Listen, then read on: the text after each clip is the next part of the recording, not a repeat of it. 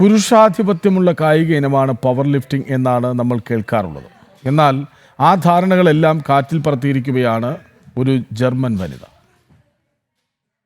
പേര് സീന റൂപ്പൻഡൽ. വെറും 37.44 സെക്കൻഡിനുള്ളിൽ 10 പുരുഷന്മാരെ പൊക്കിയെടുത്തെറിഞ്ഞ് സീന സ്വന്തമാക്കിയത് ഗിന്നസ് വേൾഡ് റെക്കോർഡാണ്. AI വീഡിയോ ആണോ സിനിമാ രംഗമാണോ എന്നൊക്കെ തോന്നും വിധത്തിലുള്ള വീഡിയോയാണ് സമൂഹ മാധ്യമങ്ങളിൽ പ്രചരിക്കുന്നത്.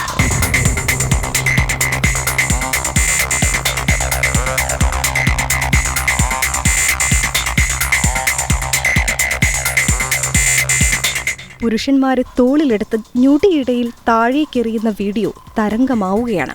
സ്ത്രീകളുടെ ശാരീരിക കരുത്തിന് അതിരുകളില്ലെന്ന് ലോകത്തിന് കാണിച്ചു കൊടുക്കുകയായിരുന്നു ഈ പ്രകടനത്തിലൂടെ സീനയുടെ ലക്ഷ്യം.